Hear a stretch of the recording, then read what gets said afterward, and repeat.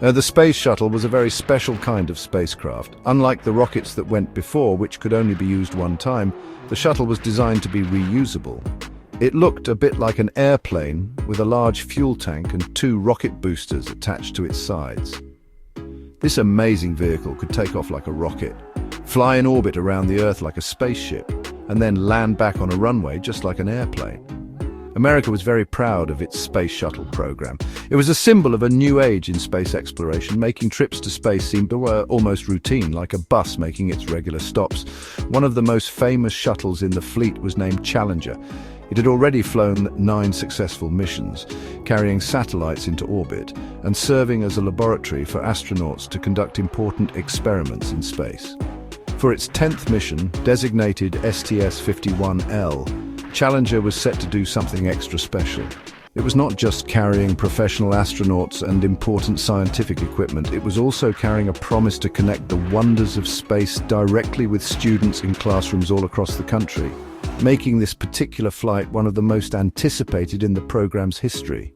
This mission was important because it was part of the Teacher in Space project.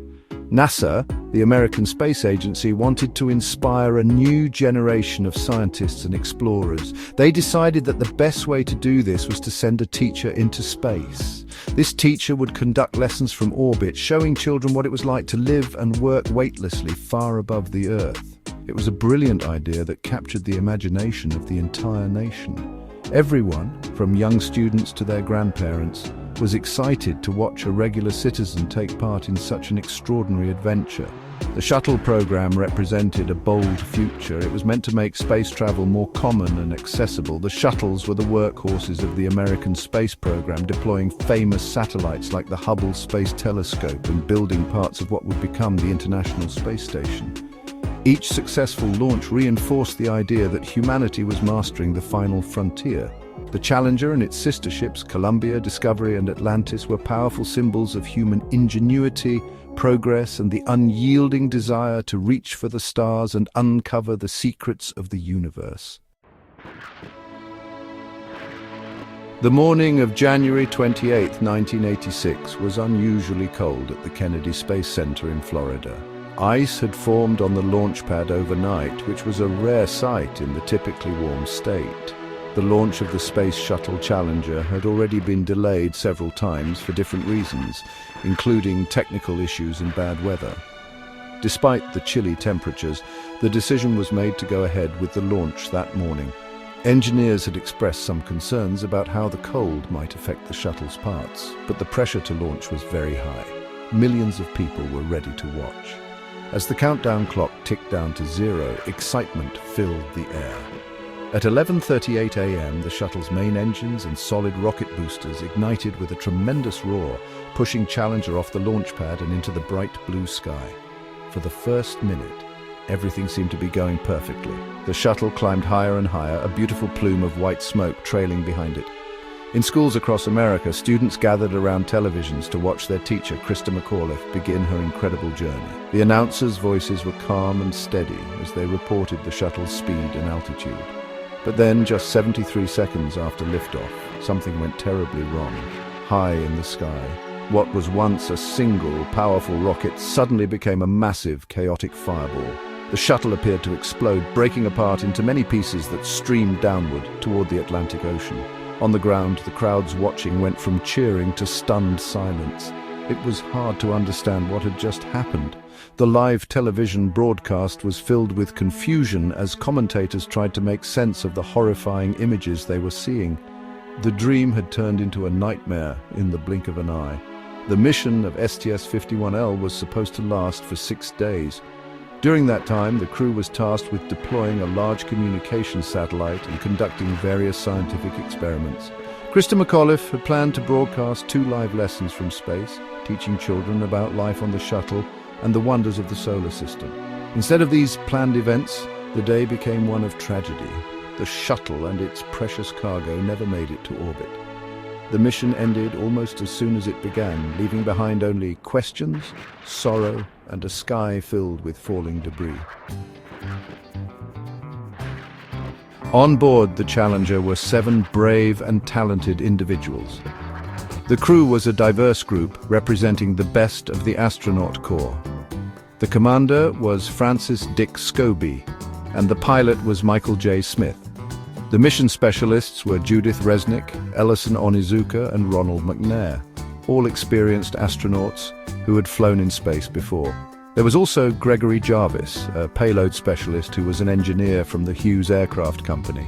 Each one was a dedicated professional who had trained for years for this important mission, ready to contribute to science and exploration. The crew member who had captured the heart of the nation was Krista McAuliffe. She was a high school social studies teacher from Concord, New Hampshire. She had been chosen from more than 11,000 applicants to be the very first participant in the Teacher in Space project. Her warmth, enthusiasm, and passion for education made her a beloved figure. She was not a professional astronaut, but an ordinary citizen, a mother and a teacher, which made her journey feel personal to everyone. Her presence on the flight symbolized the idea that space was for everyone, not just for highly trained test pilots. The loss of the Challenger crew was a deep and painful shock to the entire country. People had gathered in homes, offices, and classrooms to share in a moment of national pride, but instead they witnessed a national tragedy. The images of the explosion were played over and over on the news, searing the terrible event into the nation's memory. The sense of grief was immense. It felt as if everyone had lost a family member. For the children who had looked up to Krista McAuliffe as their teacher in space, the event was especially confusing and heartbreaking. In the days that followed, the country came together to mourn. There were vigils, memorial services, and countless tributes to the 7 heroes who were lost. President Ronald Reagan, who was scheduled to give a major speech that night, instead spoke to the nation about the tragedy. He offered words of comfort and honored the crew's courage and pioneering spirit. He reminded everyone, especially the children, that the journey of exploration is difficult and sometimes dangerous, but that the future belongs to the brave. The grief was profound, and the bright promise of the shuttle program was suddenly clouded by immense sorrow. After the disaster, an investigation began immediately to find out what went wrong. A special commission, led by a former Secretary of State named William Rogers, was formed to uncover the cause. Investigators carefully collected pieces of the shuttle from the ocean floor. They reviewed launch footage, engineering data, and interviewed hundreds of people who worked on the shuttle program. They needed to know the exact reason for the failure to make sure something so terrible could never happen again. The search for answers was a difficult but necessary step in the healing process for NASA and the nation. The investigation found that the cause of the disaster was a small but critical part called an O-ring.